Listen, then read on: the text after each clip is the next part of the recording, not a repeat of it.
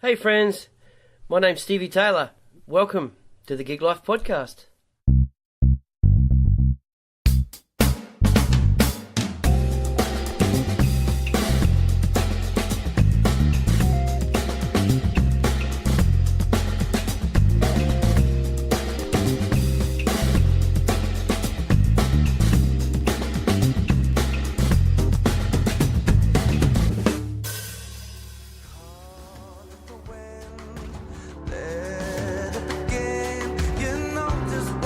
My guest today is Yanya Boston.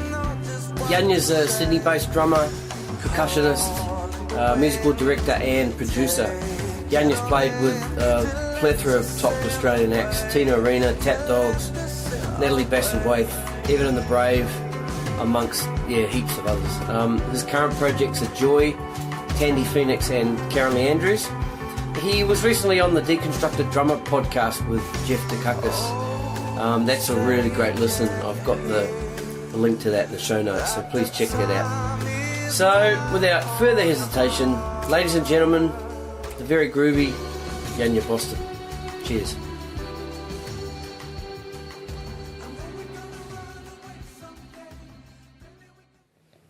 So I think we're rolling. Sweet. Yanya Boston. Yeah, we're on. Got your levels there? Got my levels. Yeah. Check. 1, 2.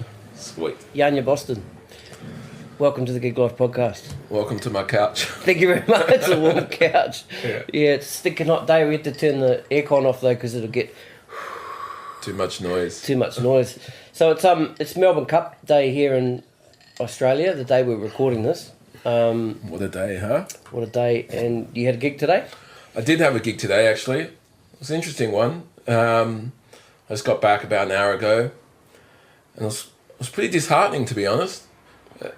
I was playing with great people at a great venue, but it's a victim of the Sydney, not even a lockout mentality, but it's the no vibe mentality. Yep. Where the volume is so low that it's literally pointless being there. It's pointless, and full respect to the venues that continue to offer gigs to us under those conditions. Yep. Whether it's just for write-off purposes or for whatever, it keeps us employed and that's great. But you really got to go, when you go to those gigs, you got to be in the mindset that you're just there to pay your rent, which is totally fine. But today was a tricky one for me because I came off a really big festival on the weekend, playing to a few thousand, playing original music to a few thousand people. Everyone was into it. It was a really good thing. And I fly to Melbourne tomorrow for another thing, and which will be somewhat like that, I hope. Yep. And so I was sort of in that mindset still, and I kind of got to this one, and people are excited about dressing up to see the horses race. Yeah. Which I don't agree with anyway. No, not at all. But, each to their own. I'm just not into it. But no one wanted to listen to music, and even if they did, to those who would have enjoyed what we were doing, it was at such a low level that they wouldn't have heard it anyway. I could hear people talking like 20 metres away from me. Yeah, it's no good, eh? But it was a gig, and that's why I can pay the rent. Yeah, that's good. We can relax on this comfortable couch. Yeah, that's good. And how many of those do you sort of see a month these days? Those types of gigs. I used to do meaning the vibe, not how many gigs you're getting a month. Not so many. There's a couple of there's a couple of venues where that's the case that I play now. But for me personally, like this year, these kind of last 2 years has been fairly. I've worked consistently, but I haven't consistently been in Sydney doing that circuit. Okay. I've been travelling a fair bit, so I haven't done that many of those gigs of late. But they're out there, and again, full credit to them to keep us employed. Yeah, that's cool. Yeah. Cool. I just want to give a shout out to Jeff, who's just recently did a podcast with you. Yeah. Likewise. Yeah. And around the time, you and I had booked to do this, wasn't too long after then that Jeff's podcast came out. And at the time, I didn't know about Jeff's Deconstructed Drummer podcast. So Right, okay. I was like, oh man, I feel terrible, you know. So We could sit in silence for an hour. We could, yeah. But no, all credit to Jeff. You know, he said go for it, and here we are. Well, I can ramble on. And the link to his podcast of your interview will be in the show notes of this podcast. Oh, cheers. Yeah, well, while we're talking about it, it's my debut podcast, that one. Was it? Yeah, it was very Absolutely. good too. And it's funny. I think when I posted it, I was talking. I listen to podcasts a lot, but cold case murders, serial murders, and I can relax to it. It's light for stuff. better or worse. Relaxation. Yeah. For better or worse, I can relax and really delve into that stuff, but it doesn't freak me out at all. I can go to sleep with the graphic details of people being dismembered or just horrible things. Yeah. When I say it out loud, it's really bad. But then Jeff sent me the copy of the podcast I did with him. Yep. And the day before it came out, just to see if there was anything I wanted taken out. And I had listened to it, and I've never been so tense in my life. Yeah. Listening to anything. I don't know why I was so tense by myself just listening to it. My entire jaw clenched, I was really conscious of. I was trying to relax my muscles, but it would just go from my jaw to my shoulders to my hands. Wow, man, because it was fascinating. I don't know why you were... I thought it was fantastic. I don't even remember what I said when I listened back to it. Yeah, right. But you know what? And again, credit to Jeff. I've been contacted by a bunch of drummers who I really respect, and people who I've never met and never spoken to have since reached out to me. Fantastic. Who enjoyed it, and people from overseas and stuff. So that's awesome. That's cool. So the problem, this is the sophomore podcast now. So it's the the second album. There's a lot of pressure here. Not at all. I'm taking a different direction. Yeah. We'll just go silence. Yeah, but the pressure too for me as the professional podcast interviewer that I am is to not ask the same questions, you know. But no, we'll take it somewhere. Yeah, of course we will. So let's roll right back, right to the beginning. So you're from Adelaide. I'm from Adelaide. Yep. Yeah. I'm from Adelaide. I wasn't born there. Mm-hmm. I was born in Holland. Okay. Yep. Yeah, but I was only there for 5 months in Holland. Okay. And then I was in Adelaide for the first kind of 28 years of my life, and then I moved to Sydney. Yep. And Adelaide is a good breeding ground for all the small cities are a good breeding ground for creatives, because there's not that pressure to be a full-time muso,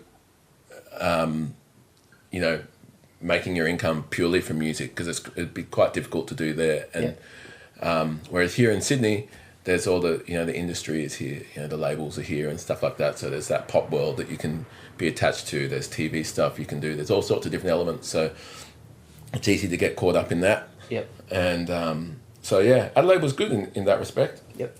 And I played around the original scene for a long time, and there was a healthy original scene there. Mm-hmm. I'm not sure if there still is now, because I don't get there very often. But there was a good original scene, and then I became part of a band which managed to tour around the world a lot, which was I was very fortunate and learnt a lot from. Yeah, that was back when I was early 20s. Yeah, I think. Yep. And when did you start? When did you start playing? I think I started playing when I was 12. Okay. I just borrowed a floor tom and a snare. Yeah. Off a friend. Yeah. And they were terrible. Well, that's all I had, I think, floor tom and the snare. Yeah. And I remember the floor tom legs were held on by some really thick twisted wire.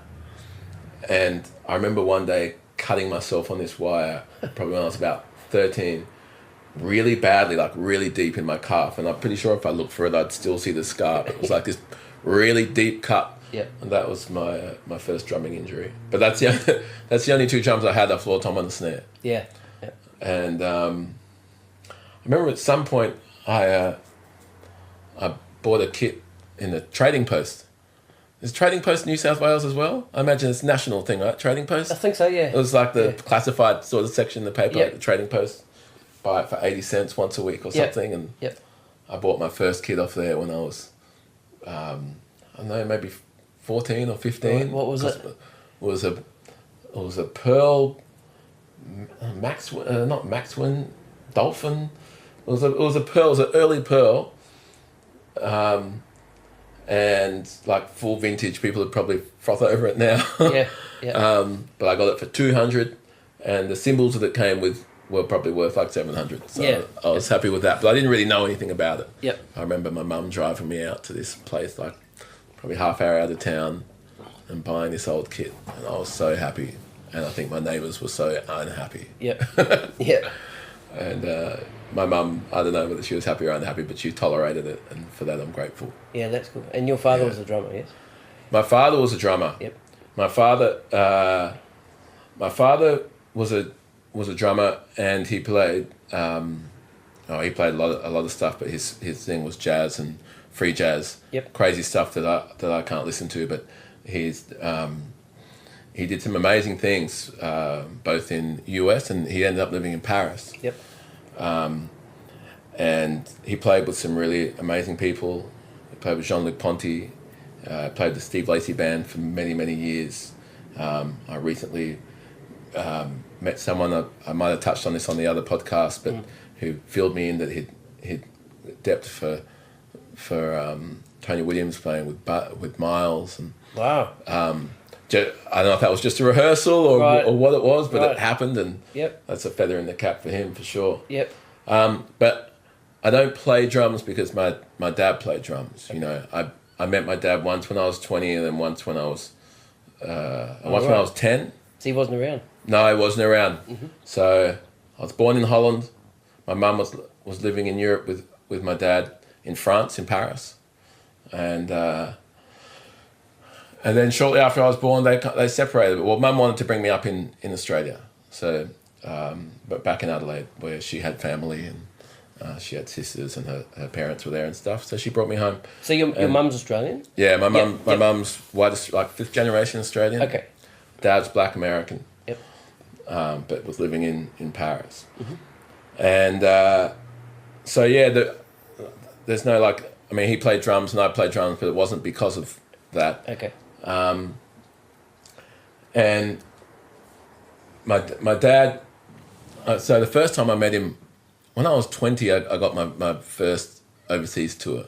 It was a really strange tour. It was this folkloric tour. It was supposed to be a folkloric tour, so it was really supposed to be it was really supposed to be a representative in Indigenous Australia on this very prestigious, centuries-old touring festival that tours through the Pyrenees, France into Spain, and I don't know. Did I speak? I didn't speak about this on the other podcast. Not this deep. No. Okay, so I was 20, and we went through. This group got thrown together pretty haphazardly and last minute, and there was an Indigenous contingent within that. But the person who was putting it together really wanted to represent multicultural Australia, which in theory is a really nice idea, but that's not what the festival was about. The festival was honouring and was representative of Indigenous peoples of various lands coming together. And we ended up doing this tour. It was like a 6-week tour, and the information we were told was that it was 3 major festivals and a couple of festivals in between over 6 weeks. And we all went with I think we went with 2 weeks' notice that this thing actually happened.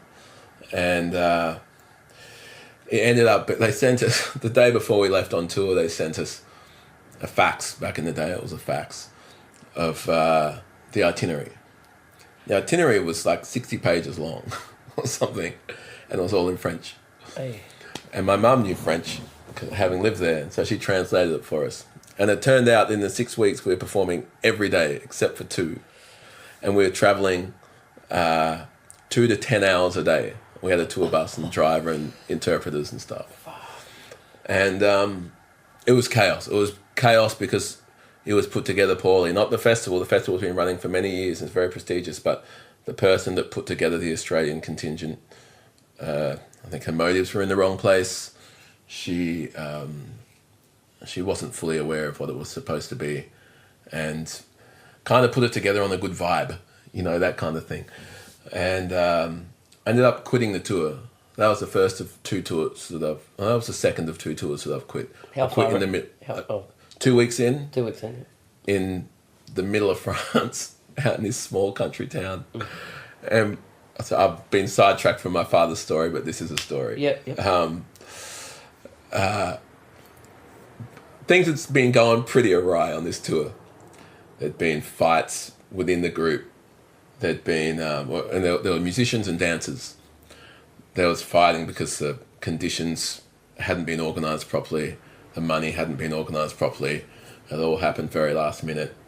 There are a lot of newbies. Myself was fairly new to the touring game, and but the kind of very long story short, we're in the south of central France, somewhere in this small town.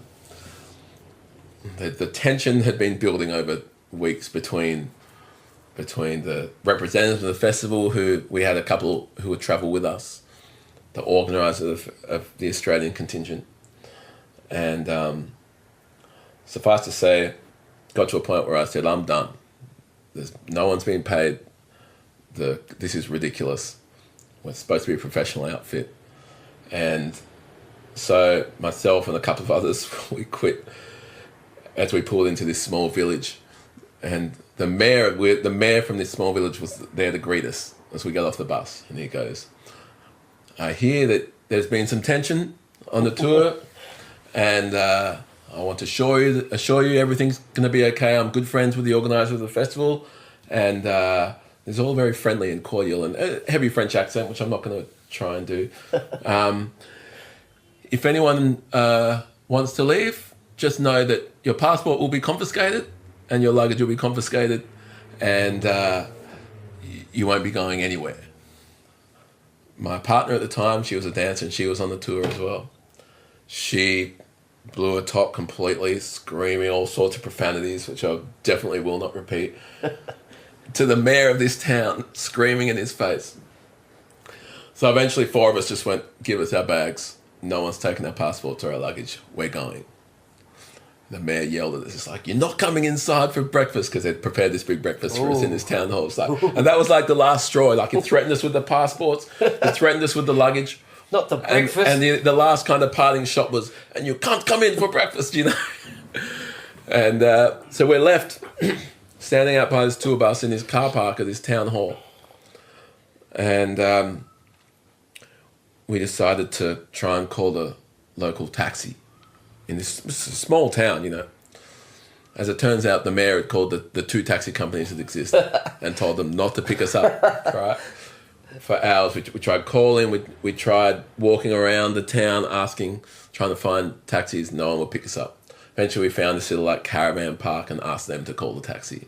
And they called the taxi, and then we just jumped in it and we got out of there. It was a pretty eye-opening experience. All that was to say, that was the first time I really met my dad. Okay. Within 3 hours of me landing in Paris on the first day of that tour, because we flew into France first. My dad showed up at the hotel, and I don't know, he must have spoken to my mum about it, but he showed up at the hotel, and it was cool, No, that was the second time I met my dad. Sorry, I was 20. That was the second time I met my dad, and he showed up at the hotel and took me down to his local bar. He was an alcoholic. Okay. He was an alcoholic, and he was fairly far gone by that stage. But he took me down to this local bar and introduced me to all his barfly mates, and who had all heard about me for years. My dad would tell stories. My dad kept 2 things on him at all time. One was this leather bag that was full of loose photos of his 4 sons. There's 4 of us, and we all have different mums. There's no overlap. There's about 7 to 10 years between all of us. And the youngest lives in France still, and then me, I'm the second youngest. Then the other two live in California, but different parts of California, different mums. And he carried this bag of loose photos of us, and everyone that he spoke to at his local bars, he'd just talk about his sons. It was the things he was most proud of. And that was pretty weird for me, because the first time I met him, I was 10, and we went to San Francisco. My dad's from Bay Area, Oakland, originally, but he was living in France still. But he flew back to San Fran to see me. Mum was over there for some work stuff, and I was 10, and I remember the next day I was going to Disneyland. That's all that was on my mind. I was going to Disneyland. I met my dad, and it was kind of neither here nor there. I was going to Disneyland. I was excited about that. This guy's your father. Okay, cool. My mum raised me by herself, and that was all I ever needed. I didn't need anything more. Yep. I mean, had I had a dad, who knows? It's a completely benign question, really. I don't know. Yep. I don't know who I'd be if I grew up. It would be a different thing. I might be a really amazing drummer, because he was an amazing drummer, but I might have hated it and decided to do something else. So my mum raised me herself, and I have no regrets about that. So then, just talking about my father some more. I was on tour in London in 2002, and I was sound checking. I was on stage by myself, sound checking drums at Shepherd's Bush Empire, famous venue. The Beatles are, all this, so much history in this venue. And my manager came out and handed me the phone and said, "Your mum's on the phone," which it was weird in itself, because this was back before mobiles was you'd never call an international mobile, Yep. Ever. Yep. You just wouldn't do it. Yep. So I knew it was something serious. And Mum had just found out that my dad was dead, and that was a really surreal thing for me, because I didn't really know how to feel about it. And that was in 2003, and all these years later, I still don't really know how to feel about it, because he wasn't really a part of my life. And I'd been, at that stage, I'd been on the road for, I don't know, probably 3 months, I think. Mm-hmm. The shortest tour we would do would be 3 months back then. And it would have been 3 months. We'd been in America, that's it. We'd been in America for 3 months. Then we flew to London to do a week of this special show at Shepherd's Bush Empire and a couple of other things. And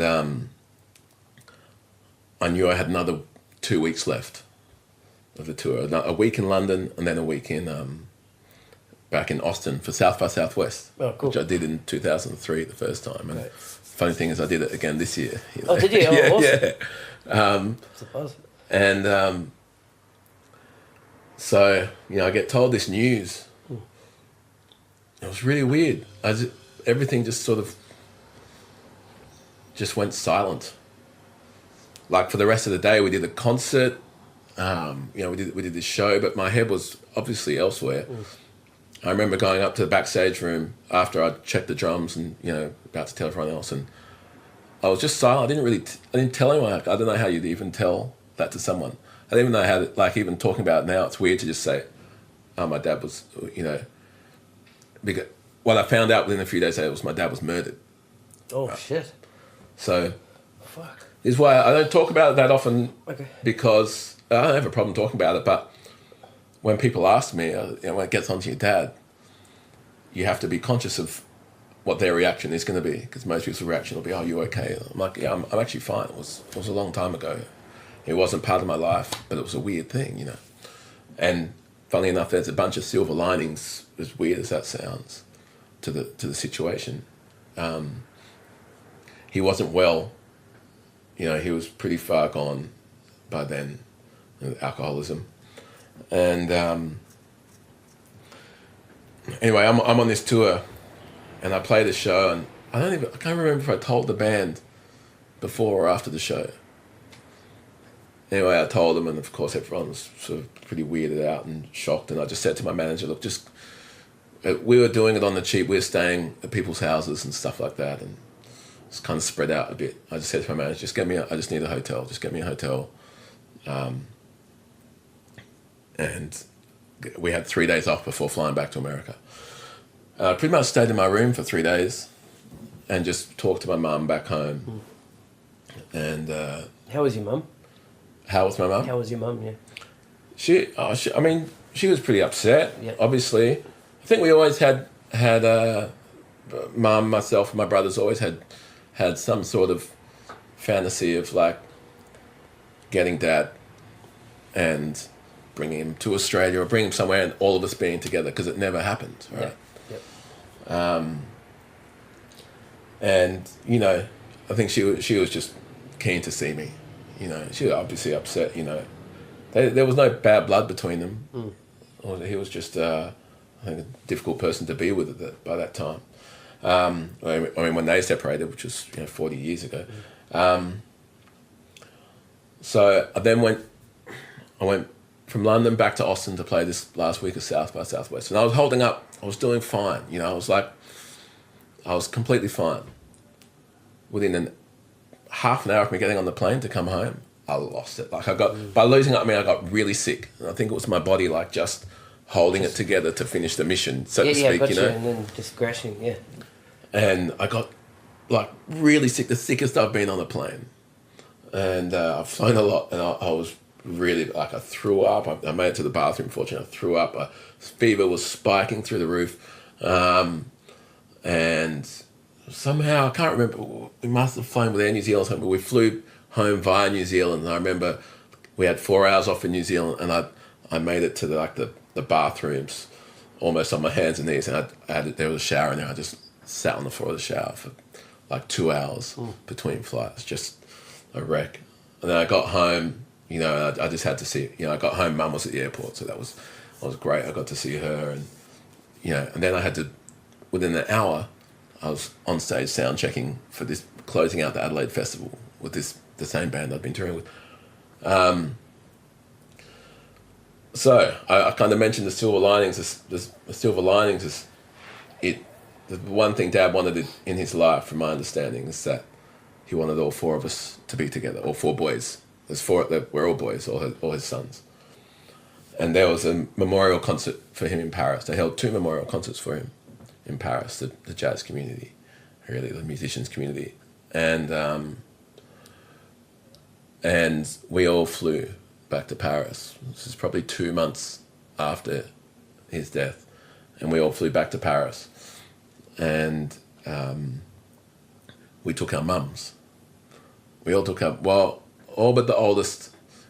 She'd remarried and had another child, and at the time didn't feel like it was the right thing to do. It was a long time ago for her that they were together, and but the rest of us took our mums, and we rented an apartment right in the middle of Paris, all together. And this was the first time Mum had met any of them, and that any of them shared space, that's for sure, And so there are us 4 boys, and we all slept on the floor in the lounge room next to each other as if we were like 4 kids, like in primary school. We just slept on the floor in sleeping bags next to each other, and the mums took the bedrooms. And in hindsight, that was fraught with danger. But it was one of the most beautiful experiences to this day that I've ever had. Awesome. All of us being there together. And we had some nights out where we would go.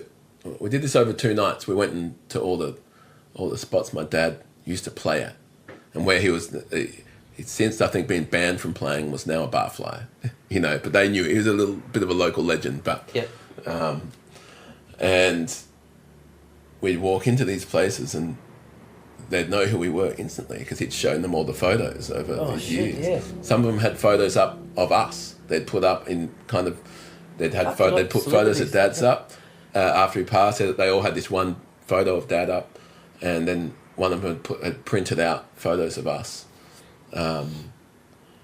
which was kind of weird to walk into that situation. And we'd walk in, and like the manager would take one look at us and burst into tears. It was this really surreal night, super powerful and strange and beautiful and sad all at once. And that was the first time all four of us were together. And to this day, it's the last time all four of us have been together. Yeah, right. We've managed to get various groups of threes, but never since have all four of us been together. But we all talk all the time. That's now, great. like we're super close. That's cool. And I didn't really connect with any of them until my first tour of the States, which was when I was 23. So now I have this sort of global family of there's four mothers who I can call on at any stage, and my brothers who I try and get to see at least once a year, if not once every 2 years. Yep. Which means a trip to Europe and a trip to America. But the next, we're now talking about and I brought one of them out here. Two of them have been here. My oldest brother, I really want to bring out here. And we're talking about having a big family holiday in Asia somewhere, meeting in the middle, sort Awesome. of, Yeah. and just doing it, which would be great, and everyone bringing their families. So that's penciled in for next year. Now it's been penciled in for a few years, every year, but I'm feeling good about next year. Cool. Are they musicians? They're not musicians, but they connect to my oldest brother. He's a radio DJ in Oakland. Oakland is kind of the heart and soul of a lot of the neo soul music and just great music. Yeah. Out of California. Oakland folk, man. And my brother's connected to all those guys. He introduced me to Raphael Sadiq and Dwayne Wiggins and when I say introduced me to we're there together. He grew up with them. They're family friends and other guys who now tour the world with some of the biggest artists. He's introduced me to, so I've met them through him and are now good friends of mine.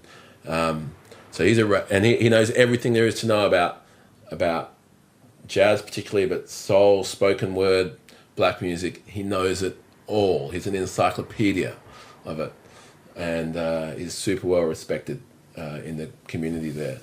And then that's Greg Bridges, and Kendrick Johnson is the next oldest, and he's a production manager. He lives in San Diego. And when I started, I didn't meet him until I was 23 on the first tour of the States I did. And in the 5 years I was touring States and Canada from 2000, it was 2000 I met him. From 2000 to 2005, I would cross paths with him in America on the road, both of us on the road. Probably 6 or 7 times at different locations around the country.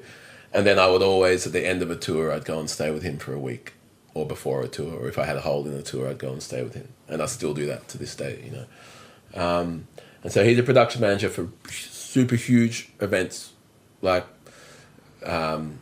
one of the gigs he was doing for a long time was the fan fest for the baseball league over there, whatever they call it. It's the American League and the baseball, whatever it is. And so this would be this big conference, this big fan fest that would go for a week, where he'd have a venue that's 8 times the size of Hordern Pavilion, and he'd be in charge of running all the production stuff. So he was connected.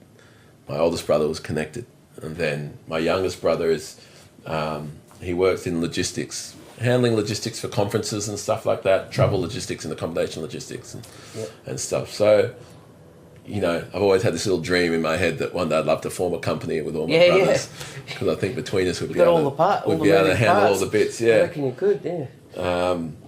So yeah, and we're all connected now quite regularly, and technology has just made that so wonderfully easy. Yep.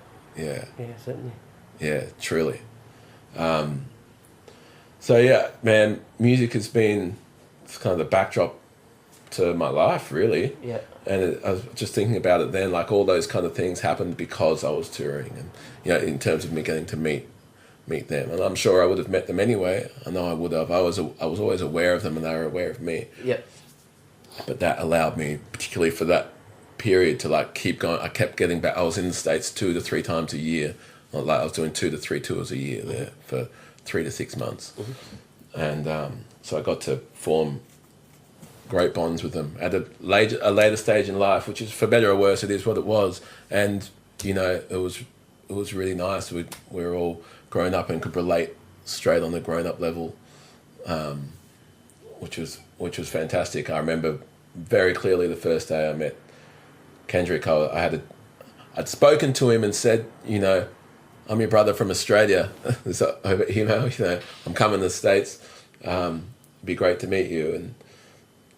And I'd met my oldest brother once when I was 10, and around the same time I met my dad. So him and I already had a connection. We didn't speak often because, you know, email didn't exist, text messaging, WhatsApp didn't exist, and international phone calls were like, you wouldn't do it, you know. Yep. You do it once a year on a special occasion. Yep. And plus I was, you know, that was when I was 10 and he's much older than me, you know, so there was a big age gap. It was just, we didn't have any real connection other than we were brothers. So it was good to make that connection again when I was older and, you know, we could relate on that level. But anyway, I'm in Long Beach, California. I have a day off on tour and my hotel phone rings and it's my brother Kendrick, who I've never met in my life and I've spoken to once on email saying I'm coming to the States. And he goes, is this Yanya? I'm like, yeah. He goes, this is your brother Kendrick. It's a much deeper American accent than me. You know, it's much deeper voice and American accent. I won't do that one. And he's like, oh, I was just talking to your older brother. He said you had a day off. And I know we're supposed to see each other. We're supposed to meet next week, but I've got a day off. I live a couple of hours away. I'm going to come up and get you. And he drove up and picked me up and took me down to his house. He just had his daughter. She was like 3 months old, and from the second I met him, I knew that I kind of knew where I fit with him. Like, he was my older brother, and I knew that he would look after me no matter what, within minutes of me meeting him, which was really bizarre, you know. And then I had on that same tour, my younger brother from France, him and his mum came over and met us on the road somewhere. I think I was on that tour, but we were in Edinburgh for a bit, UK, and they caught the train over from France, and I met my little brother for the first time, and he couldn't speak any English at the time either. But I knew instantly that I was his older brother and that I would always look after him, you know, or I had that feeling instantly. So they're the silver linings in this sad thing that happened with my dad. Yep. And I know that he would be happy with the fact that we're now all connected. Yeah. That's awesome. Good times. Fantastic, man. That's bloody awesome. This is a darker podcast, this one. Yeah, man, it's all good. We'll go anywhere. Oh, I like that. It was good. Now, who are your musical influences? In terms of drumming? Or No, just in general, music.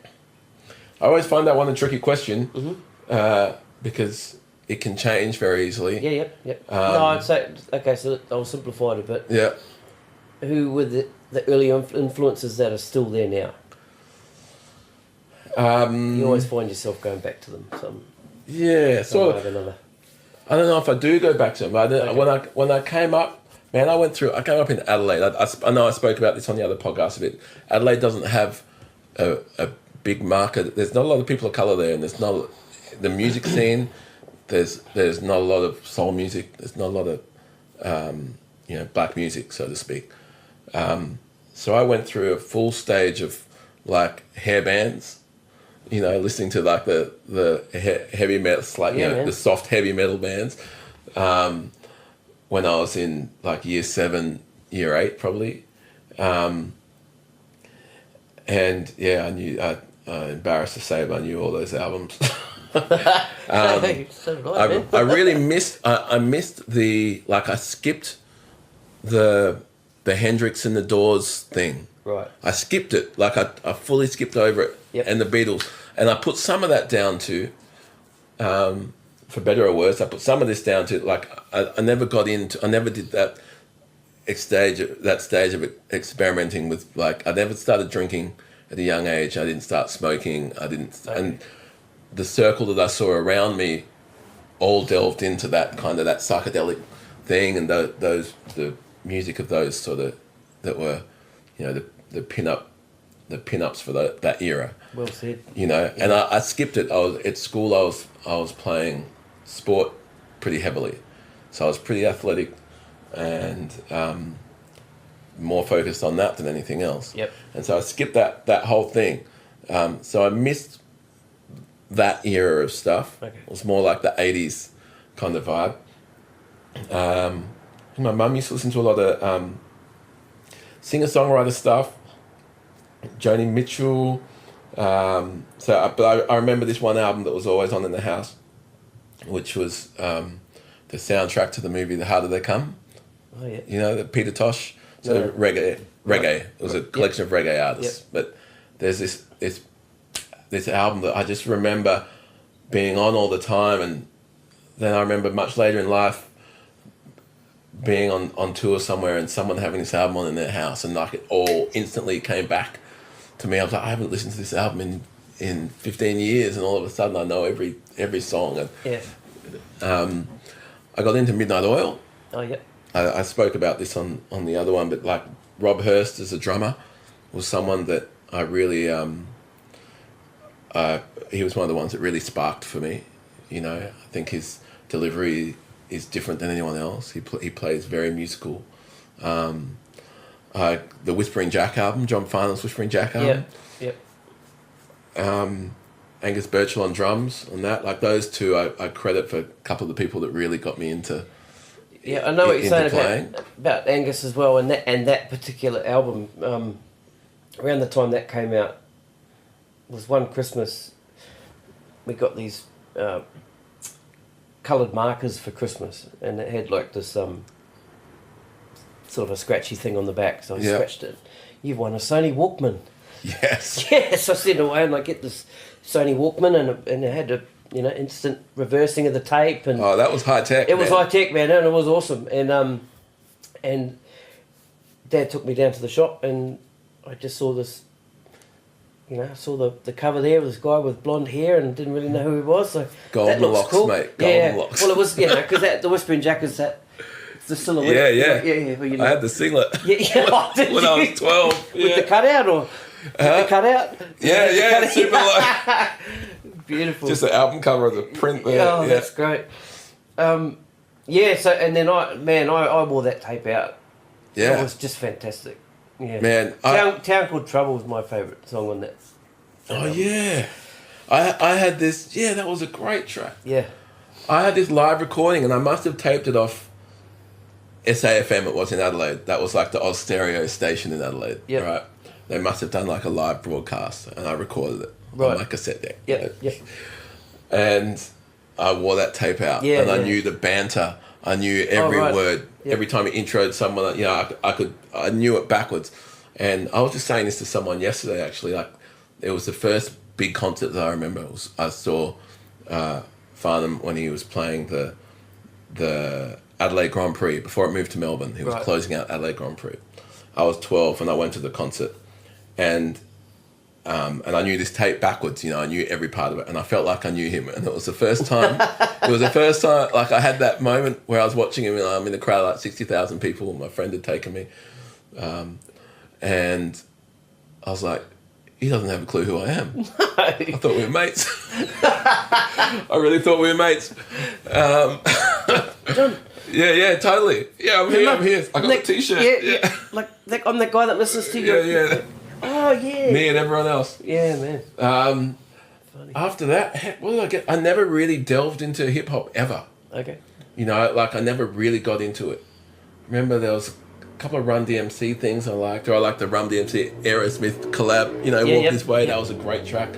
There was a band at school. There was like the school band that played some AC/DC and some Angel stuff. Yeah. And some stuff from the Blues Brothers. Yep. So I listened to it. What they weren't necessarily influences, but I remember playing them at a very young age. Yep. Not very well, but I was playing them. I was in the band Yep. at school, and I was like 3 or 4 years younger than everyone else in the band. We were playing these songs. I had no idea what was going on. Yep. And we'd play the school parties, the various school parties, playing Angels songs and AC/DC and Blues Brothers. Yeah. That's awesome. And then I remember getting into, I think it was the Born in the USA album, Springsteen. Yeah, man. I vaguely remember wearing that one out. Yep. And I heard the vinyl of that one. then I definitely went down a pop road at some stage, but I can't really, when I think about it, I can't even think what I was into in my, in the years where I was starting to really play music. Eurythmics, I thought that was a great album. Yeah. They had a couple of great albums I really liked. Clever, eh? Yeah, some fantastic stuff. There was a band, Super Groove. You Yeah, know man. Super Groove? Yeah, man. Man, I love them. Yep. And I know Jonesy. You do? Yeah, I'm yeah. going to be talking to him soon. Yeah, Super Yep. Groove, Shofu. Yep. I remember getting into that big. The band, I really was a fanboy of this band, The Truth. Do you remember the band, The Truth? Yep. I know all those guys now. They're my, Yeah, right. they're mates. It's kind of weird. Yeah. And I bumped into Tony Coper, the singer, a few weeks ago down in Melbourne, and he was saying to whoever I was with, I think I was down, we were on a Tina Arena gig, so this was beginning of the year, Yep.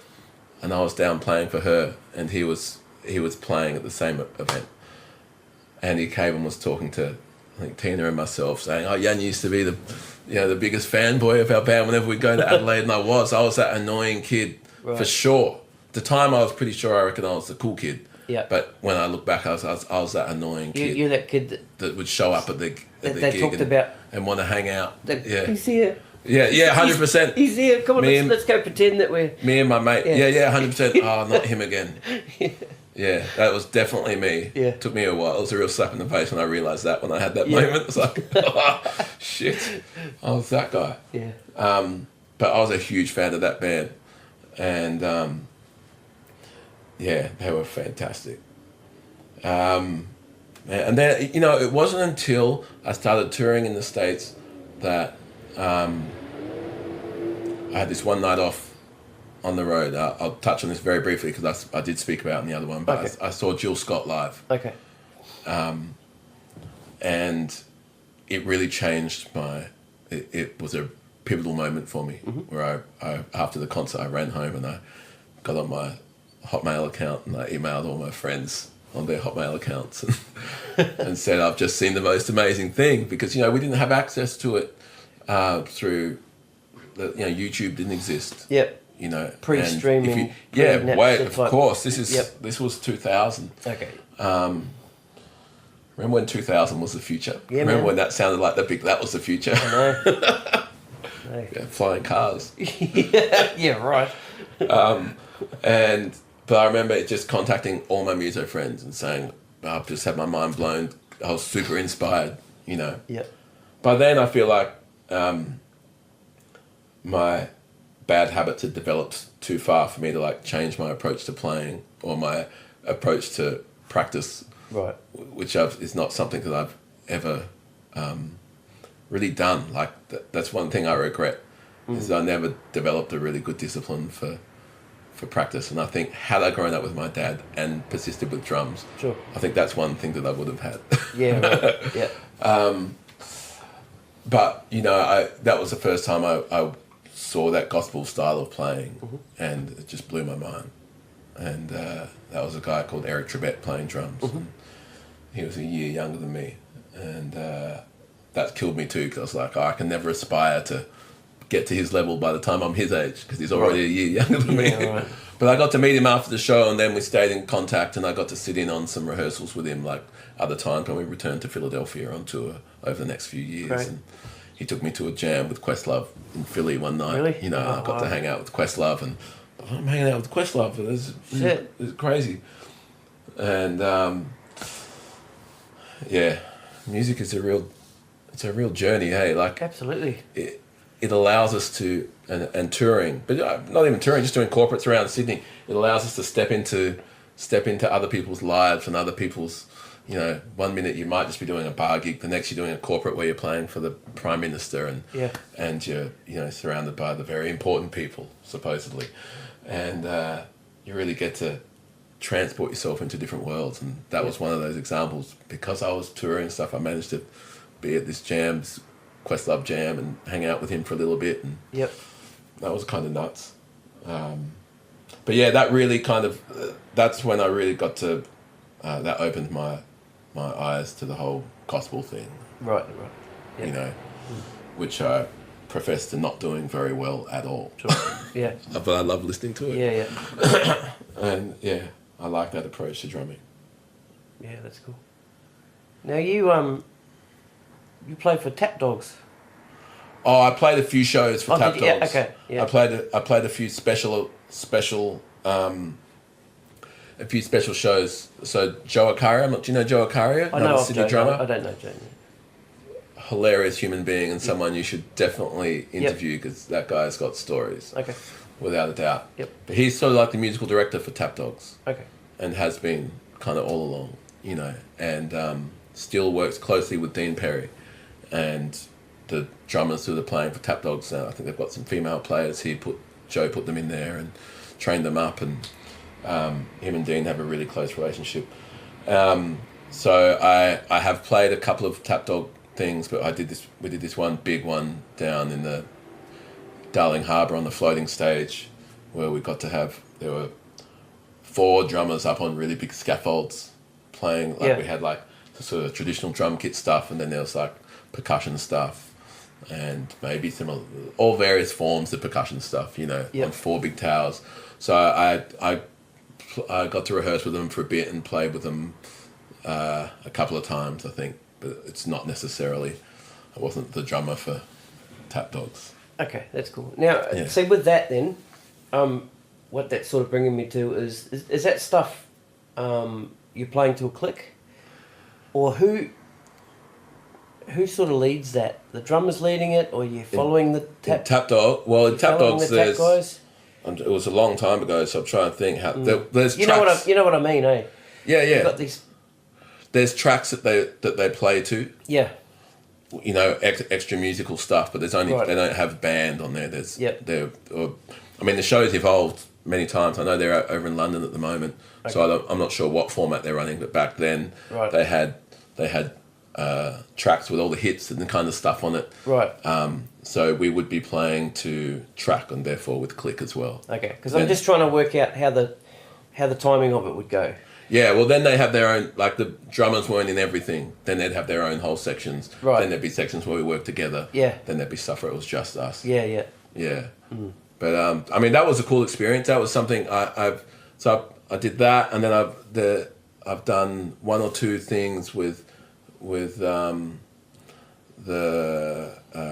kind of a breakaway group of those guys as well who were doing more of a pop show. Yep. But also incorporated a lot of tap stuff. I got to work on that. And, that's just cool. It's cool to step out of your regular world and do something like that, because I mean, really, on a show like that, the drumming and the accompaniment is secondary to the amazing stuff that these guys are doing. Yeah, that's what I was sort of getting to. Are you kind of, as a drummer, following their dancing? In that scenario, you're following what is the parts that you're taught to play, really. So how they came about, I'm not exactly sure. Okay. That would have been in collaboration with Joe, who was MDing. Yep. And Dean and the dancers. Yep. So you kind of taught parts. Sure. So I wasn't involved in any of the kind of workshopping of that particular thing. Cool. But you should definitely get Joe on and have a chat to him, because he's done a wide range. Is he overseas? Right now he's overseas. Yeah. In fact, he's overseas. He's the musical director for a show called Velvet. Yep. And they're installing that on the cruise ship over in Miami. Right. So he's auditioned the international cast. Cool. And is over there running the rehearsals and putting the show together, and then it sets sail. Right.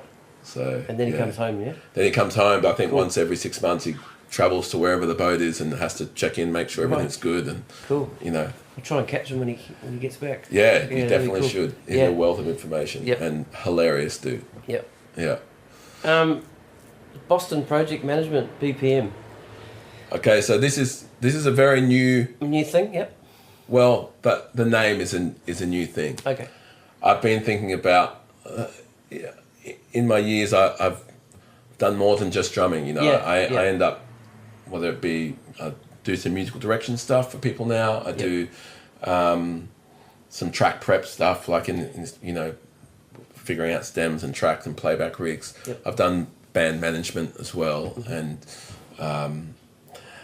liaising, often the tour managing projects as well, and Yep. All sorts of extracurricular stuff. And I've been asked to manage bands quite a bit actually, and it's a thankless job. I've worked with some really great managers and some not so great ones too, but it's a tough job and it's a lot of responsibility, and Yep. I feel like I don't think I'm ready for that yet. However, project management I view as a different thing. It's not like you're not responsible for someone's career. It's like if someone comes to me and says, okay, I need to develop my show, or I need this, or a client comes and says, we need a band for this event that's going to do this, that, and the other. Yep. It's just something I've found that I can do quite naturally. I'm comfortable with communicating with people and just getting things done fast. And I think a lot of that I learned from the manager of my first band. I watched how she operated on the road, and we had an independent band that, had no money, and we managed to survive for 5 years playing all over the world and selling merch and learning how to do it the best way possible with what you have. And then on the other side, I've worked for labels where I see managers involved who are spending money left, right, and centre that's essentially coming out of the artist's money somewhere along the line, and they're not thinking about, the managers aren't thinking about that. They're just spending money. Oh, we've booked the wrong backline stuff. That's all right. You don't have to use it, but we have to pay for it. I've seen that stuff happen far too often. I've been on tour with pop artists where the band will go out to eat dinner, but the artist can't afford to come and eat. So we've bought them dinner. We've had to buy them dinner, and happily too, because they should be eating with the. I've seen that stuff happen too much. And so I think whatever I've learned in my guerrilla style of organisation or management or tour management or whatever it is I'm doing, it's all self-taught, and it's all just from watching other people achieve it with very little resources, or watching people with a lot of resources achieve it and spend way too much money or whatever. So I've been trying to think of how I can bring that all in under one umbrella, and my latest sort of incarnation thinking around that is BPM, which will be Boston Project Management, which are when the phone stops ringing for playing drums, which will happen eventually. That's a big reality and fear, and it's just it's a natural progression. Yeah. I'm going to have to do something else, and I'm not going to work in an office, because who would hire me? Like, I work in my own office. Yeah. Yeah. These words might come back to haunt me, because you might come to Macca's drive-through and there I'll be taking your order one day or something. That is something that I think about as every day I wake up one day older, and I'm going, what am I going to do for the rest of my life? Yeah. That said, I've had that thought a lot, and this year, I've been to 19 countries, of which I've played in 18 of them. Music has taken me to, and had you asked me in the beginning of the year if that was happening, I would have had no idea that was happening. Okay, right. So a lot of it's short term. Well, it's not short notice sort of. Yeah, my point being is that you never really know what's going to happen. Right. And in saying that, I'm working on a few projects which I see longevity in, and artists who I really believe in, who I'm pouring my energy into as well, because I believe in them, but also it's something I'm a part of. I like being a part of something. It's great. It's also great being like the hired gun for some things. I do a little bit of that. Not as much as some, more than some others. It is what it is. And that's cool and all, but there's no kind of, it's not as fulfilling. You know, it really isn't. Like, for me, creating something or being part of the creation of something and working towards an end goal, whether that end goal is world domination or it's, we get to do a gig in a bigger venue, or it's we get to do an interstate thing, just so that you're always building. And I really love that feeling of having, like, forming a, I guess it's like forming a band, but it's not quite, because I'm still working for artists, but artists that I really believe in and who appreciate me, and where there's two way they take on my opinion and vice versa, and that stuff is I find really fulfilling. It might not fulfill the bank as much, and right. And that's where you got to strike a balance between that and just doing the covers stuff. You got to come back and do a Melbourne Cup gig. Yeah, which is cool, and there's really, absolutely each to their own. Some people, some people have families to support and all that stuff. So man, go out and earn every cent you can. The fact that we can make a living doing this, those of us who are lucky enough to be able to make a living doing this, puts us in a very small percentile in the world. And so we're very lucky. And in Australia, even with all the no vibe shit that's going on here, we can still do it, which is pretty good. That's what I was going to ask about too, was, that, did you guys predict what was going to happen to the scene? Did you sort of see it coming? You talking about with the lockouts and stuff? Well, for me, see, I've done a lot of, outside of all the, I always have at least something original that I'm focusing on with someone, at least one thing. At the moment, I've got 3, which is beautiful. Yep. But I've done there were stages where I had 5 residencies at the same, Yeah. And so I was playing all, regular resident gigs as well as club gigs with DJs. Yeah. And all that kind of stuff. So when that lockout thing came, that for me, that really affected me instantly. More so than other people that. Well, because I was doing the club stuff. The club stuff, real late stuff. I had 2 residencies which were really late. Meant I could do other gigs in front of it, and then I could do those gigs, which is they pay the rent and they help fund my lifestyle. Yeah. So you got to do them, and so when those lockouts came in, so I felt the effects of that instantly. All right, instantly. And then I think, man, I don't know if I really sat down and predicted how, there was a lot of talk, it's going to kill the scene, but I don't know if any of us really thought about it, went, right, yeah, it really is, and it really has. Yeah. I mean, it's killed a lot. And, I think that the downturn in the scene has been happening for a long time. If you ever hear the stories of the 80s here in Sydney, I wasn't here, but we're going back a generation. If you hear those stories, it was gig to gig to gig to gig to gig, all through King's Cross, and I think there's been a decline for a long time, but that curve escalated massively with the lockouts, and I think it's just shit house. Yeah. Really, I mean, it really is. It's embarrassing. Yep. That Sydney is this no vibe city, the biggest city, the international city in inverted commas of no vibe Australia. city. I haven't heard that. That's cool. And today was a perfect example. The gig I had to do earlier today, and King's Cross doesn't exist anymore. And I think not that was somewhere I would frequent often, but I think that every city needs that area. Call it the sleazier side or whatever. Every city. That's part of what makes up culture, you got the extremes and everything in between. Yeah. And you need that. And, some say it was a really violent place. Others say it was a really safe place because there's so much security around. So many people. And people. Well. Yeah. I know there's arguments for and against, but come on, it's ridiculous. It is. Yeah. The state we're in at the moment is ridiculous. Yeah. And government's finally starting to notice. I've But noticed that. it's going to be a long time before they can get it back. And I think there's a lot of pride involved too. Like no one's ready. They'll drip feed bits back into our nightlife, but it's a long time before it can build up, and whether it will ever be. I mean, it has to. Everything is cyclical, right? Mm-hmm.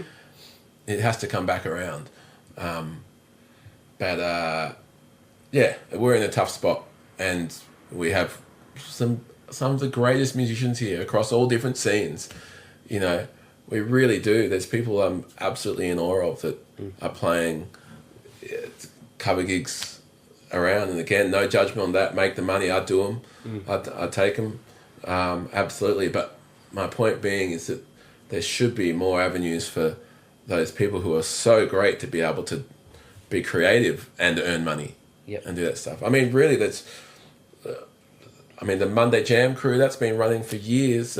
That's fostered some amazing talent through there. The house band is always great musicians, and it's rotated through a few different people at times, but it's always of a certain caliber.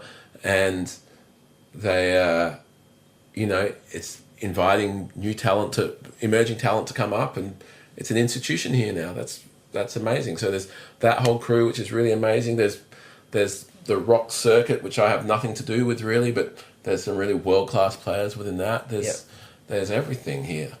But the outlets are few and far between. A lot of people are moving to Melbourne or London. People are going to slog it out in London to give that a shot. Right. That's a hard slog in itself, but people are yearning for something.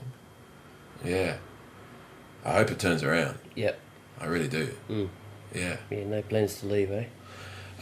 People often ask me, would I, do I ever see myself living in the States? And I've travelled there a lot. Yep. Like I've done maybe 15 tours there, and like the shortest tours we would do were 3 months. So I've spent a lot of time. I have some really good friends there, and I have great family there. But I do really like Australia. You know, I do like our way of life. So I don't know. I was in Europe, and a lot of places in Europe this year, which were just beautiful. And ironically, Amsterdam was probably my favourite place that I went to in Europe, and that's where I was born. Where you're born, yeah. Yeah, and I'd never really been back there. Okay. But I just was like, man, I just want to live on one of those. Have you ever been? I haven't, no. I want to live on this little houseboat on the river and just live there. The problem is you got to earn an income still, and bummer. So Bugger that, eh? Bugger that. At the moment, though, man, I'm really happy here, and I'm managing to pay the rent, so that's good. And I love. I mean, when I fly into Sydney, which at the moment is very often flying back home, flying into Sydney, it's so beautiful to fly into. Yeah. And you're in a good spot here too, close. Well, kind of central, you know. The recording's not picking up well. They've finished the road work for the day, but I mean, for those of you listening, I'm in Alexandria, and we're at the butt end of the West Connects project, which is going to wind up over there. So I think it's not long before all hell breaks loose. Oh right. They're talking about this road going from 7,000 cars a day to 60,000. I don't know how they're going to do it. Like, it just doesn't make sense. But it's a good spot in terms of when I moved here, it was fairly industrial. I mean, it's still fairly industrial, but now within a few minutes walk, we've got the grounds here. We've got all these great cafes around. You know, I have very regular lunch meetings with people. Yeah. Meetings. I just did a meeting, which just means going for lunch, catching up with people. Yeah. It is a great spot for that. There's no doubt. And stage door rehearsals is just over there. Just 200 metres down the street. Yep. Bunnings is across the road. Yes. That's Saturday, Sunday, sausage sizzle.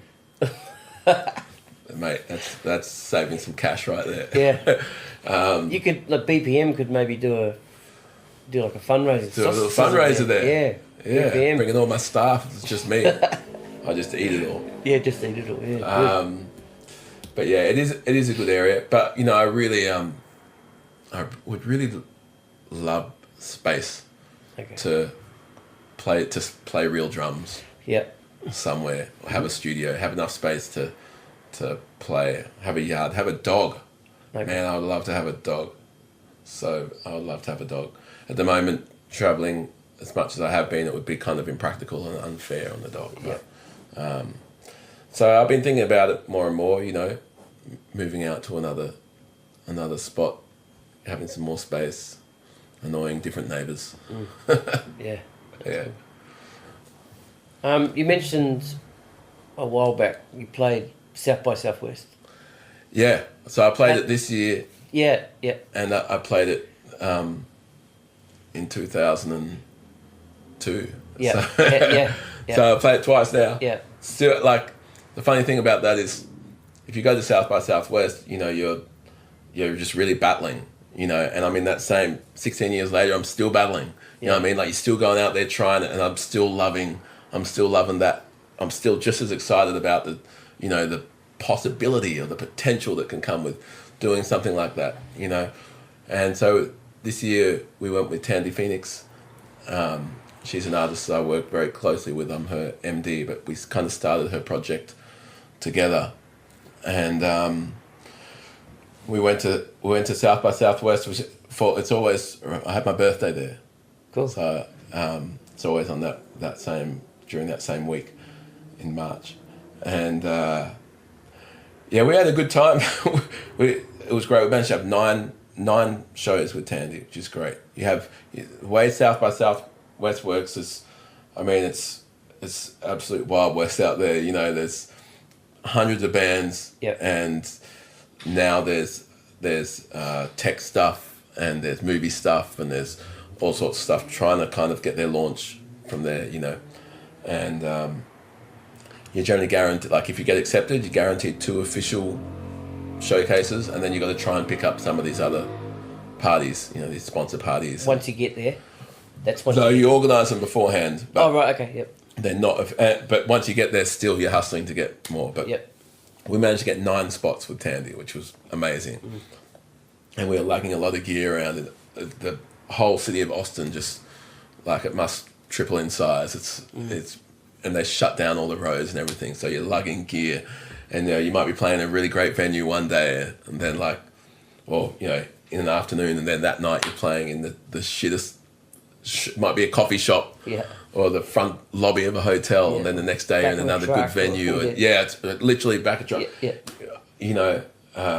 The day we arrived, we walked down this one street, and Grandmaster Flash is DJing out the front of this tiny little bar, just on the street corner outside, DJing, and everyone's just stopped on the street partying, and it's crazy. That's awesome. It was crazy. It was a funny time because we stayed in an Airbnb, and often it's hard to tell the distance if you've never been to a place. You don't know the lay of the land.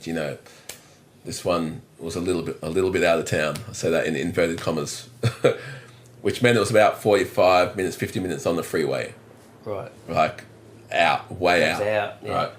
And the first time we get there, we're driving out for just what seemed like ages and ages and ages, and we're on a big open freeway, and there's farmland. It's just getting more space around us, and finally we find this pull off, and then we're on this country road for ages, and really large, very large houses, but a very long way away.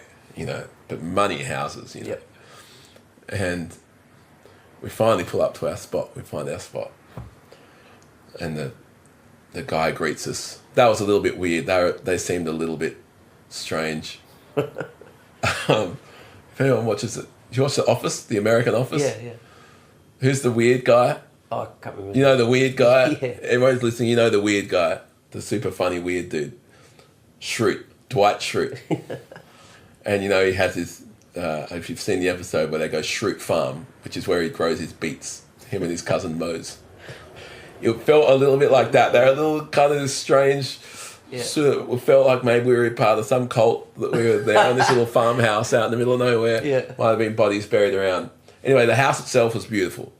It had been made up for Airbnb. You could tell, it was all the great photos, all the angles, everything. We got in there. It was really nice. Big, 2-story. It was a 2-story place.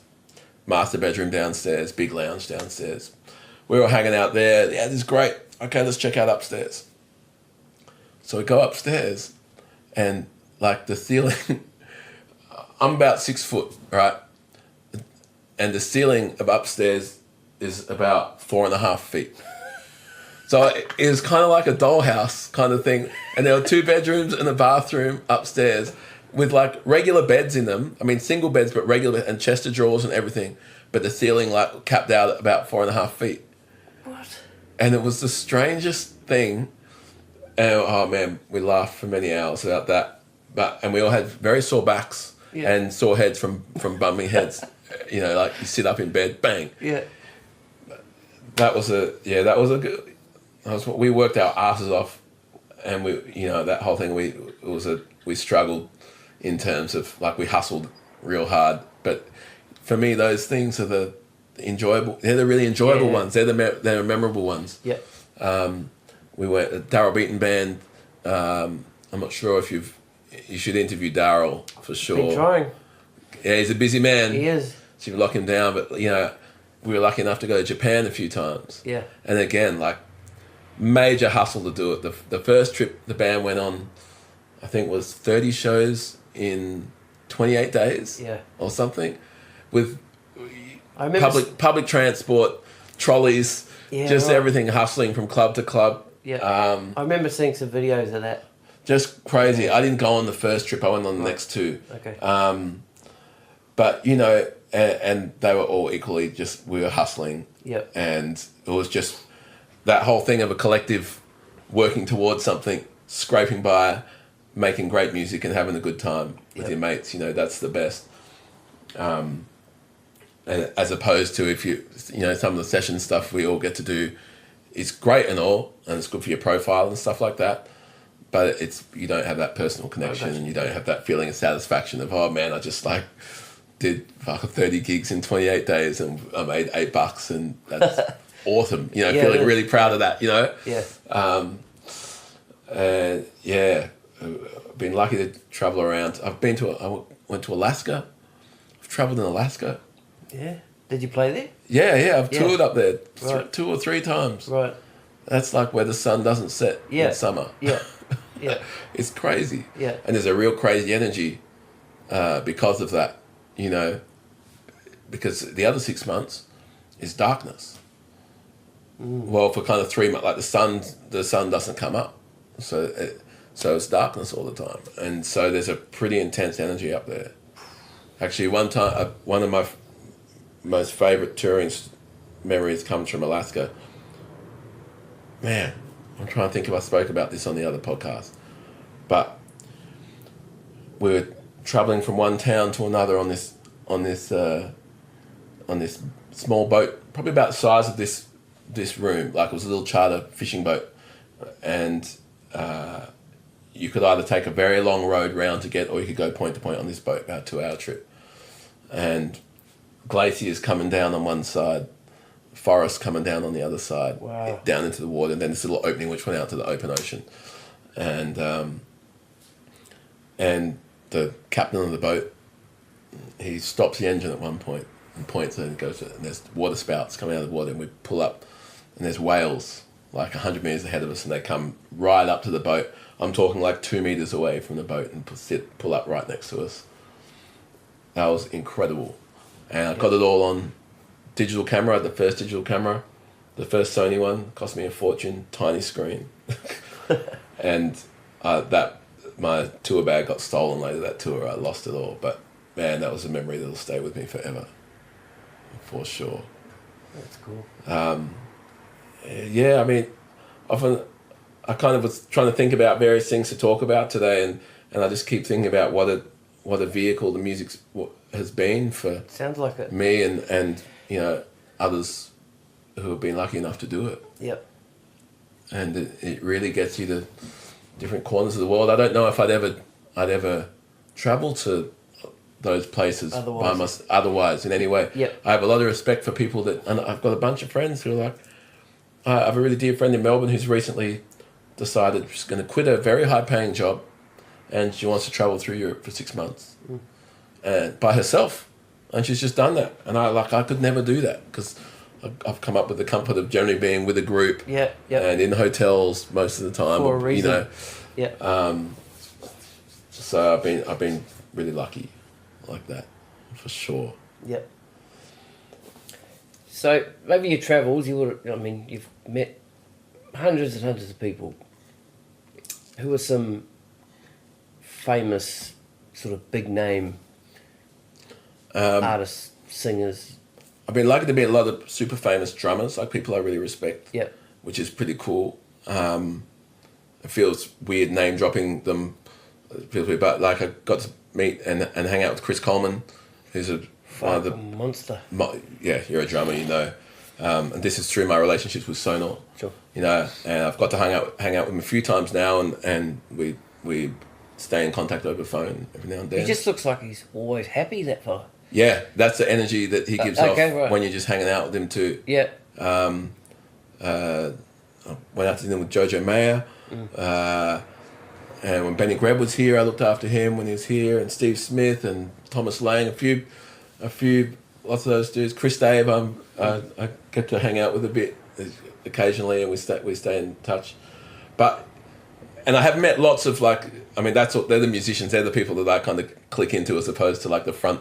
Yep. And I guess I have met a lot of those people, but I never take photos, and I'll never do that kind of thing of taking photos with them or like raving about that. But one of I reckon the coolest person, I ended up taking Bonnie Raitt out to dinner one time with her. How did that come about?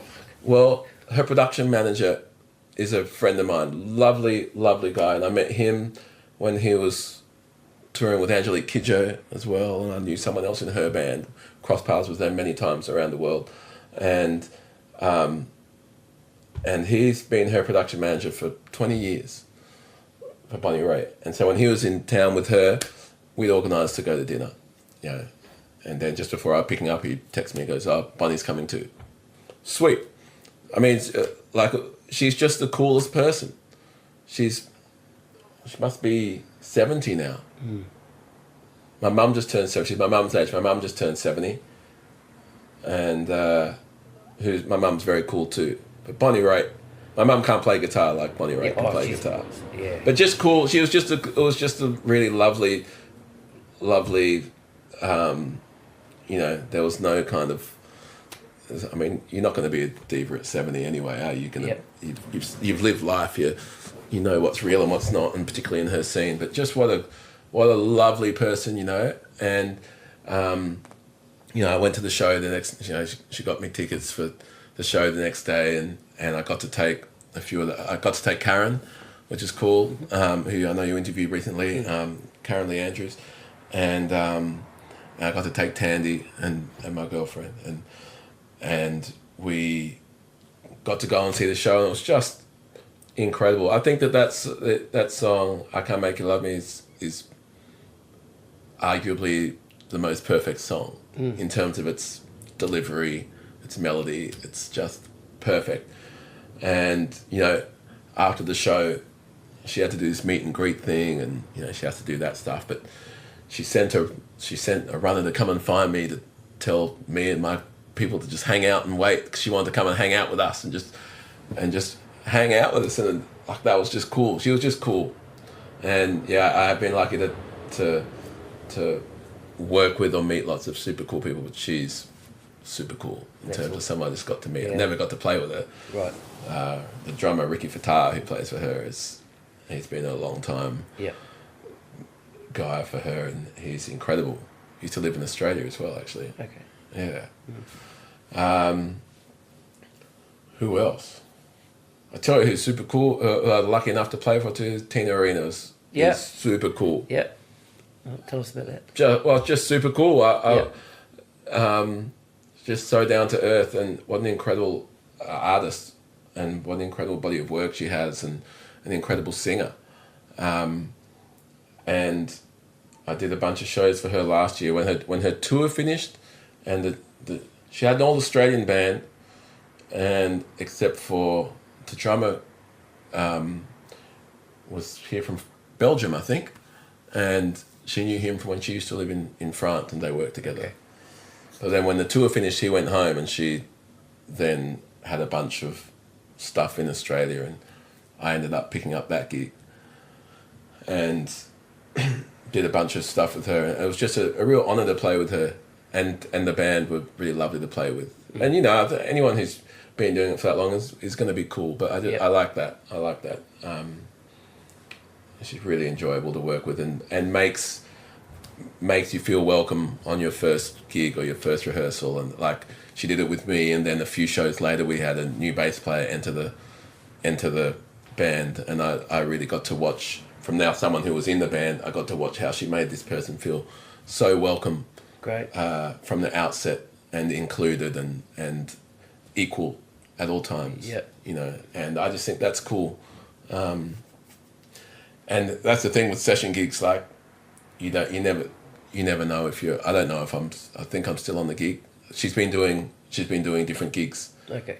She's been doing a Vita here in Sydney, and then that's just finished and goes to Melbourne. But I'm hoping that when she picks up doing band stuff again, that I'm still on that. But you never know. You never right. You never know. There's no committed agreement. Yeah. See, with Tina Arena, when I first moved to Australia, it's around the time her first album came out, and that was the soundtrack to the first, say, 3 months of my time in Australia, yep. And then when we finally moved out of an apartment in Maryland and moved to Northmead into a house, I was able to set my drums up because my drums had come over on a container. You're right. Yeah, so they were here and I could play them. And that album, Daryl Braithwaite's Rise, Whispering Jack, they all came out, man, and that I just that jammed. was the time, wasn't it? Yeah. Well, I mean, Whispering Jack had been out much longer than that, but it's just something I pulled out to jam with, you know. You should talk to John Corniola. Oh yeah, who plays for Braithwaite. Oh yeah. Yeah. Because John Watson used to, didn't he? Yeah. Who was I talking to? Oh, I was talking to Adam about this because Adam played with John Watson. Yeah, man. Adam is a monster. Yeah. I'm lucky enough to get to play with him. On the currently Andrew's gig. Yeah. And a bunch of others, actually. We've worked together on lots of different things. But he's just an incredible player. And absolutely. Doesn't surprise me that he's played with the best of the best because he's up there with them. Humble as. And he's, you know what, when I play without him, even if it's just drums and bass and I play with him, he plays so percussively as well. So he just places it where it sounds like there's more happening even when there's not. Just what he has a really great. He's got a great ear for percussion. He's actually a pretty cool percussionist as well. Yep. And you know, he's a powerhouse, and he lays his thumb on that bass is as heavy as my kick drum, so it's equally there. So have you seen him play with Toru? Only with Shane and Raph? Yeah, only one time. Lead bassist, man. I've seen him do his lead thing Raph, with various things. Get out of the way, Raph. Ooh. Yeah. Awesome. Yeah, we've got, actually, him and I are doing a bunch of shows.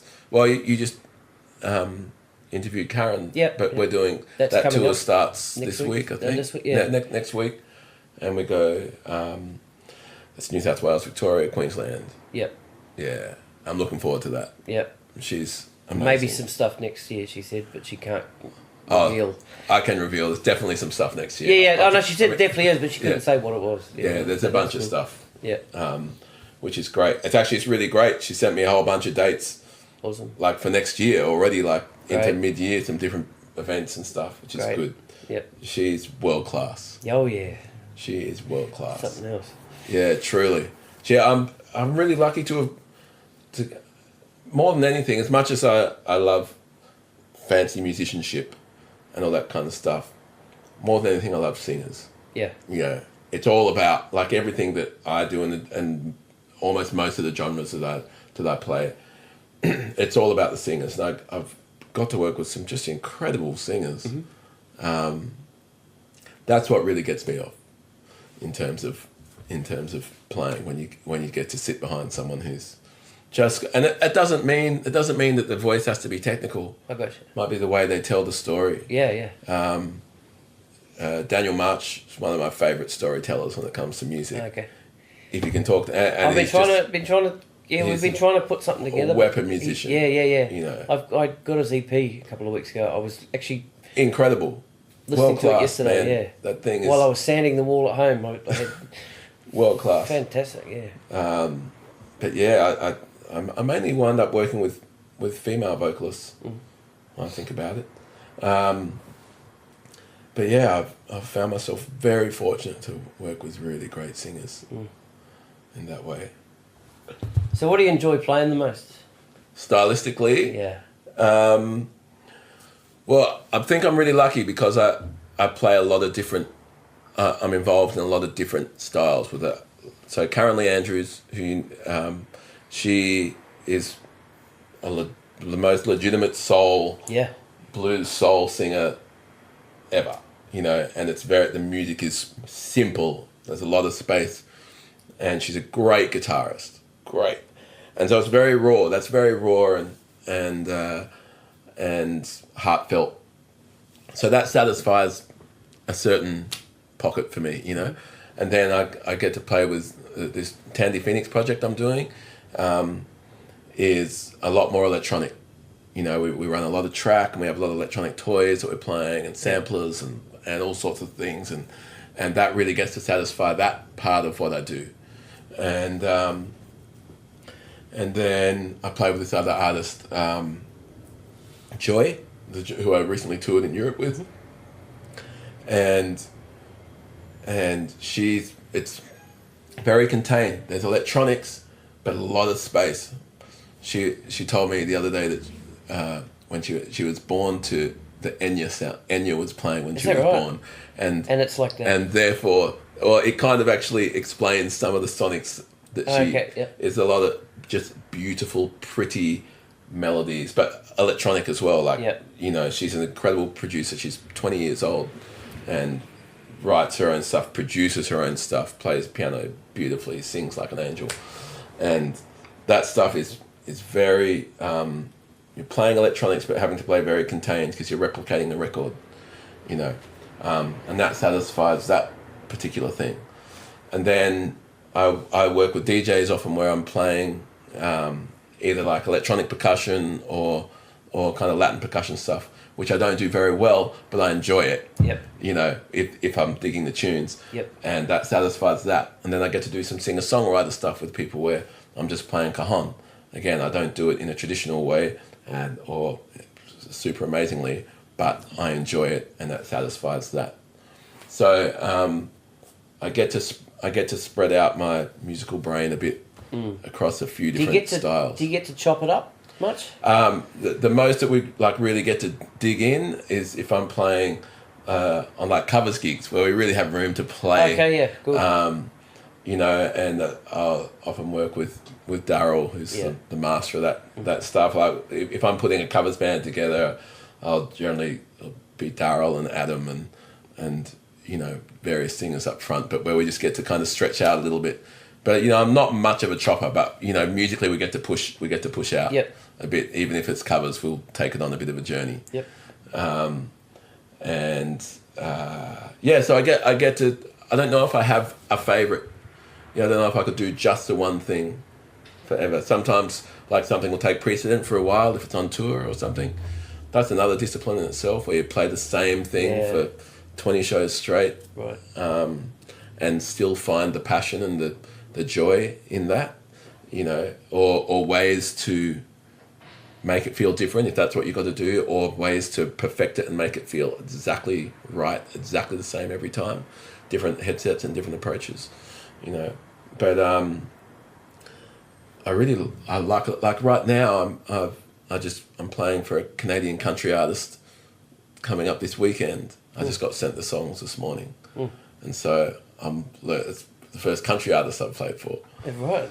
And so I'm learning that. Not that country music's hard, but I tell you what. Whoa. Country, it's not hard, but the musicianship. It's got a pocket, oh my God. its own, yeah. If you watch any of those big country acts, I mean, there's 50 guitars on stage, but it never sounds excessive. Yeah. Everyone's playing their part, and they can all sing beautifully. They can all play their instrument beautifully, and they play songs, which is the most important part. You know, the song is the most important part. Yeah. You know. See, one of my favourite drummers was Paul Leem. Who? Paul Leem, he's a Nashville country drummer. Oh man. Oh yeah. I don't listen to a lot of the country, but Right. anytime I'm watching, anytime I'm like, if there's stuff like, sometimes I watch like country music awards, or if you see it on TV for something, Yeah. it's always like world class. Yeah. There's no bullshit with the singers either. No, you know? not at all. Yeah. All got that twang. So when we were in on the last day of South by Southwest, you know, the conference was finished. It was the day before we were flying out. We went to the Austin Rodeo, which felt like a real kitsch thing to do, you know. It felt like just this novelty thing, but it was what they do. Like, it's what they do every day. So we went with Thandi's band, you know, and management, and there's, you know, this electronic kind of thing. We went to the rodeo. Everyone's wearing their big bucket hats, not because it's the thing to do, it's because it's what they do. It's just their every day, and we watched them do the bull riding and the horse roping and all that kind of stuff. It was kind of hard to watch, to be honest. I found like some of where they release a young calf and then they chase it down with a lasso it and catch it looked pretty brutal and rough, and then they let it go and the next person catches it, you know.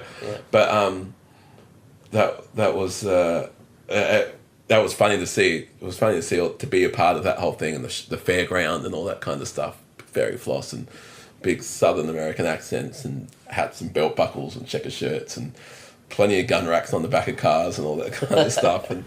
But then, you know, the closing thing was that they had a couple of big country artists that came in on the back of a truck into the arena, you know, came in playing, being towed by the stage is being towed by this truck, and they're playing, and then, you know, that kind of goes around the arena and then turns around and they're just playing like, you know, my truck broke down, my woman left me, the whole thing. It is a cliche, but it's spot on. And my dog got run over by a truck. Yeah.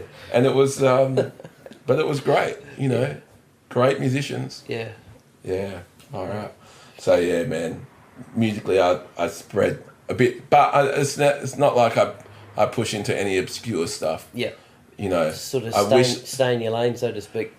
Well, stay in my lane, stay in my capabilities too. Yeah. Like if someone booked me for like a serious jazz gig, you know, it'd be embarrassing for them because I'm not that person, you know. And same with Latin stuff. I wish that I grew up around Latin music, you know, like serious, the heavy stuff. I still think it's incredible the way that it flows, but it's just not something that is in my blood, you know. Well, I didn't come up around it, so I love this.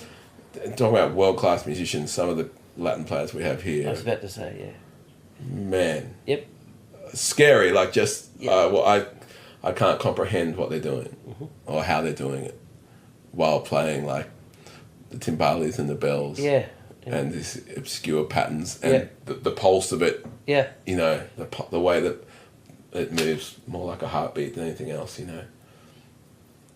Man, I'm just rambling now, aren't I? No, that's all good.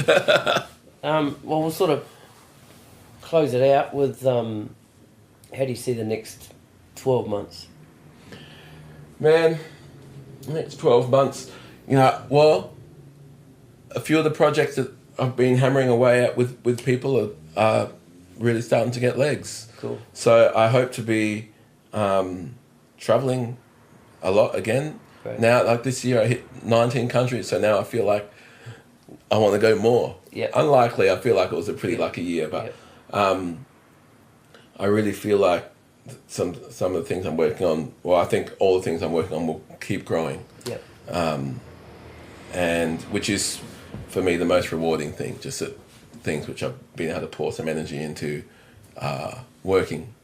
And just whether that means, like I said earlier, the next gig is bigger than the last one, or the next, you know, traveling interstate, traveling overseas. So yeah, I hope to. There's probably 3 or 4 separate projects which I'm a part of, which I see growing. Yep. Some points there'll be times I'll have to dep things. Sure. I've said this to a few people now, and probably on the last podcast. You know, there were times on this last tour, the Europe tour I did. Well, we were playing to up to 18,000 people a night. You know, every night, arenas. And there's on stage, I was often thinking, is this the pinnacle? Yep. In terms of size and stature of what I'll ever do. But then you come back and I'm equally energized about getting the next thing to play to 200 people or 300 people. Yeah, I think you said that. I'm equally excited. Just podcast, you like the bass player, sweat dripping on your shoulders. Yeah. I like it. You know, I like yeah. working hard and you know, as fun as it is to have crew do everything for you. There is a rewarding part in like doing the hard work and getting it done. Yeah. Yeah. So the next 12 months, I really hope that these original projects just keep moving forward in leaps and bounds, and maybe develop this kind of BPM idea some more. Look forward to the sausage sizzle down at the Bunnings. Yeah, that'll be the launch party. The launch party. Cheapest launch party. Yeah, boy. $2.50. Where are all the sausages? Oh, shit. Sorry, bro. So yeah, we'll just keep on moving forward with all things, hopefully, and also some holiday time. Yeah, cool. Really important for me to see my brothers. Great. I got to see all my brothers this year. Did I? No, one of my brothers I didn't get to see this year, so it means I'll definitely go to the States, maybe even before the end of the year, just for a quick trip. Yep. But if not next year, I'm planning a trip to Barbados with my partner. She's from Barbados. Cool. And we want to go over there, which means generally travelling through US and West Coast, East Coast, onto Barbados. So yeah, travel and fit the music in there to hopefully pay for the travel. Great. Yeah. Well, Yanya Boston, this was fantastic, man. I thoroughly enjoyed this. Thank you. Wish you all the best for next 12 months. Oh, thanks for spending the And time. beyond. Too easy. Hope I didn't ramble on too much. No, you're right. See, when you ramble, I don't have to talk. People don't want to hear me talk. Yeah. I know that you'll probably send me a copy of this to listen to before it goes out, and I'm already dreading it. No, man. I can't even remember what I talked about now. No. I'm just sweating. It's all good. Cheers, bro. Thank you. Man. Thanks for coming. No, sweet as.